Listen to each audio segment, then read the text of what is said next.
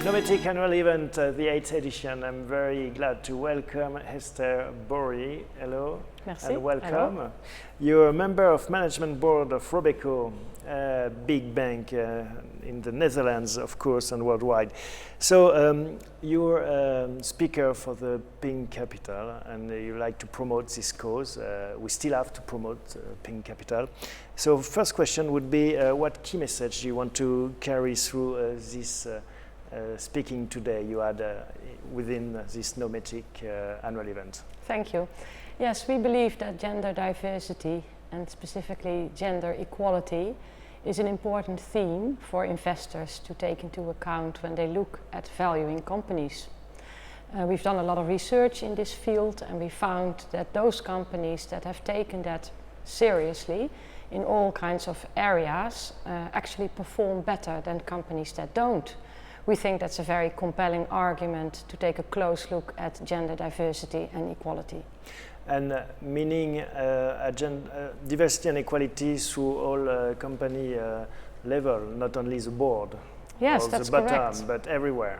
That's correct, and an important point, because in many countries a system of quota exists, and a lot of eyes are always on the executive board level, and that's of course important too.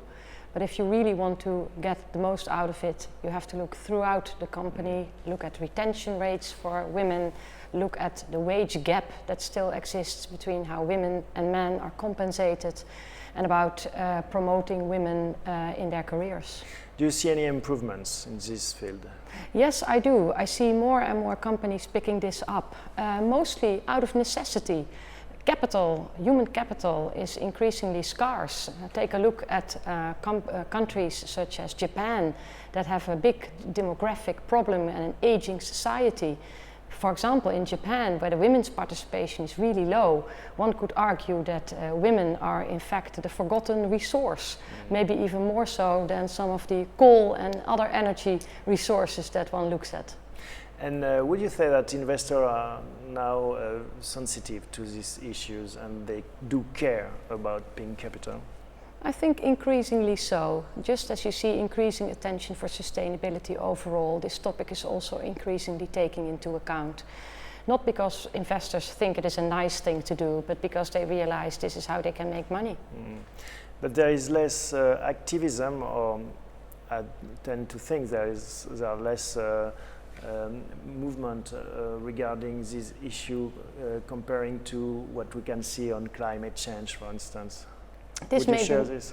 Yes, I would share that idea. I think that is maybe not a bad thing. So some activism and public debate is very good, but it is definitely about the measures that the companies take themselves. And they have a vast interest to look at capital and human capital and women capital. So I'm confident this will slowly but surely turn for the better. And you're coming from a sector, an industry that is mostly male-directed, the bank industry. Yes.